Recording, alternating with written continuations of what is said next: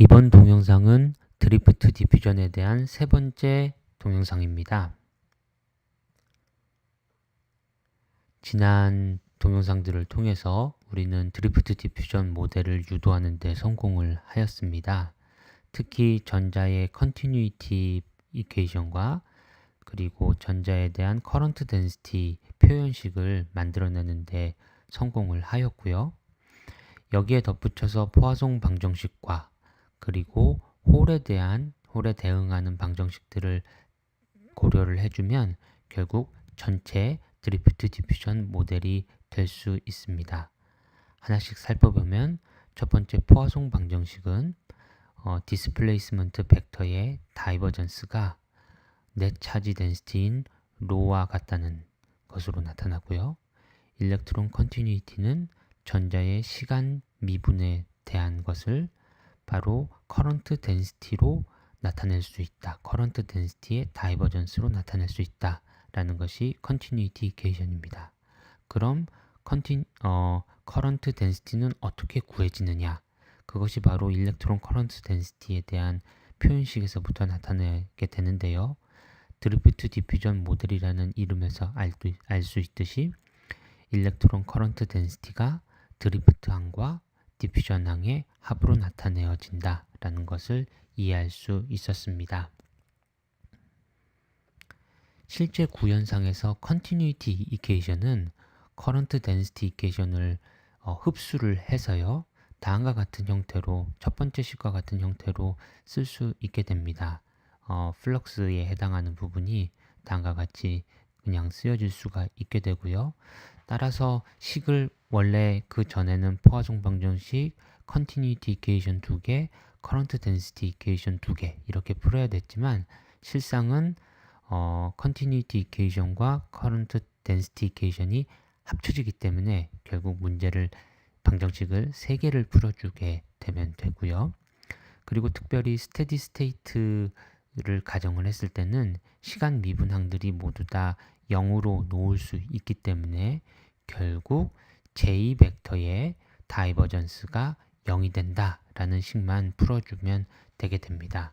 그래서 아주 그 전보다 훨씬 간단한 상태가 되었는데요. 오늘 다루려고 하는 내용은 이것을 직접 푸는 것이 아니라 그 전에 필요한 좀 밑작업을 해보려고 하고 있습니다. 포화송 방정식과 같이 풀어줘야 되기 때문에 포화송 방정식에 해가 필요하고요. 결국 포텐셜이 필요하겠죠. 그래서 먼저 이 포텐셜을 구하는 과정을 오늘은 보여드리도록 하겠습니다. 그리고 그 예제를 통해서 다음 동영상들부터 제대로 구현을 시작을 해보려고 하고 있습니다. 결국 오늘의 목적은 포텐셜을 구하는 것이다 라는 것이고요. 모델 시스템으로는 많이 연구가 된 NNN 구조를 사용을 하도록 하겠습니다. 이 구조는 많은 논문들에서 전자의 수송 특성을 다루기 위해서 시뮬레이션이 된 구조이기 때문에 제가 차용을 하기로 했고요. 그래서 두 가지 버전을 생각을 할 수가 있는데요. 물론 파라미터를 잡는 것은 마음대로 할 수가 있겠지만 여기서는 두 가지 버전을 생각을 하도록 하겠습니다. 긴 버전과 긴 디바이스와 짧은 디바이스를 생각을 해서 두 개가 각각 400나노미터 혹은 40나노미터의 롤리도프트 채널 리전을 가지고 있다고 생각을 하고요. 그 옆을 하일리도프트 리전이 싸고 있는 형태입니다. 그래서 컨택은 당연히 이 하일리도프트 리전 양쪽 끝에 붙어 있는 상황이고요. 네, 이렇게 해가지고 풀어주면 되겠고요. 이게 바이폴라 디바이스가 아니라 모두 다 N타입으로 도핑이 되어 있기 때문에 여기서는 홀 트랜스포트는 고려하지 않는 것으로 하도록 하겠습니다. 경계 조건을 생각해 봐야 될 텐데요. 여기서는 600나노짜리 소자에 대해서 명시적으로 보이도록 하겠습니다. 120나노미터짜리에 대해서는 값만 바꾸어 주면 될 것 같습니다. 경계인 x가 0이거나 혹은 600나노미터인 곳에서는 일렉트로스태틱 포텐셜이 차지 뉴트럴리티 조건에 의해서 정해진다고 생각을 하겠습니다. 그래서 5 곱하기 10의 17승 per cubic cm가 intrinsic carrier density에다 exponential phi over VT의 형태로 주어지게 되고요. 여기서 VT는 thermal voltage입니다.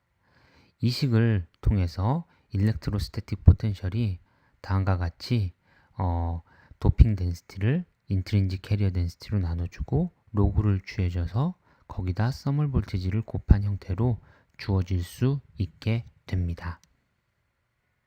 그러면 실제로 한번 매트랩으로 구현을 해볼까요? 넌리니어 포화송 솔버 자체는 우리가 전에 이미 구현을 했기 때문에 여기서 특별히 더 많이 설명드릴 건 없을 것 같고요. 다만 빨간색으로 표시한 부분들이 이번에 구조가 바뀜으로 생성된 바뀐 부분들입니다. 예를 들어서 600나노미터 소자에 대해서는 한 1나노미터 간격으로 600개의 점들을 배정을 하고요. 그리고 도핑이 바뀌는 점이 100나노미터하고 500나노미터에서 도핑이 어브럽트하게 높은 도핑이었다가 낮은 도핑으로 바뀌게 되니까 그 점들을 설정을 해주고요. 그 다음에 그 전에는 도핑 덴시티가 상수였지만 이제는 포지션에 따라 가지고 달라지기 때문에 N 도너라는 것을 도입을 해가지고 별일이 없으면 2 곱하기 15승이지만 양쪽 끝에 있는 영역에서는 5 곱하기 10의 17승 per cubic cm다 라는 것을 표기를 해 준 것입니다. 실제로 이렇게 구현하는 것 자체는 그 전에 넌리니어 포화송 솔버에 대한 동영상이 있으니까 확인을 해 보시고요. 그래서 자코비안과 레지듀를 만들어주면 됩니다. 자코비안과 레지듀를 선언을 해주고요. 그리고는 첫 번째 파트에서는 레지듀에 대한 계산을 경계 조건을 넣고 그 다음에 첫 번째 나오는 포문에서 라플라시안에 해당하는 부분을 구현을 해주고요. 그 다음에 포문이 끝나고 나서 또 다른 경계인 n번째 캐피털 n번째 경계에 대해서 설정을 해주고요. 마지막에 전하량과 관련된 전자농도라든지 도핑 덴시티에 해당하는 부분을 가장 마지막 for 루프에 배정을 해주게 됩니다. 이렇게 되면 자코비안과 레지듀가 모두 다 잘 계산이 될 수 있고요. 전체 코드는 맨 처음에 그 상수들을 정의하고 그 다음에 구조에 대한 정의가 되는 부분을 맨 앞에 붙이고요. 그 다음에 initial guess로 파일을 이제 설정을 해줍니다. 처음에 도핑 덴시티로부터 로컬한 차지 뉴트럴리티를 모든 점에 대해서 다 반영을 해주고요. 그리고는 포문에서 뉴턴 루프가 시작을 하게 됩니다. 각각의 뉴턴 루프마다 이제 자코비안과 레지듀를 그전과 같이 구하고요. 그리고는 업데이트 벡터를 구하고 이 업데이트 벡터를 파이에 더해주게 됩니다. 그리고는 요 포문의 가장 끝에 부분에 있는 거는 업데이트의 그 절대값 중에서 최대값을 찾아가지고 놈을 표시하게 되는데요. 이거는 모니터링을 위한 용도입니다. 제가 여기서는 지금 10번을 돌렸는데 10번이라는 수치가 뭐 딱 정해져 있는 것은 아니고요. 수렴이 이루어질 때까지 수행을 해주시면 됩니다. 그리고 그것을 마지막으로 구해진 파일을 x의 함수로 그려보는 것이고요. 이것이 긴 스트럭처, 600나노미터짜리 스트럭처에 대해 가지고 그림을 그려본 결과입니다. 자, 예상을 했던 것처럼 양쪽에 있는 100나노 그리고 다른 쪽 한쪽의 100나노 부분에서는 포텐셜이 거의 플랫한 것을 알 수가 있고요. 여기가 하일리 도프트 리즌이고요. 그 다음에 그 가운데 있는 채널에서는 이제 포텐셜이 급격하게 바뀌는 것을 알 수가 있고요.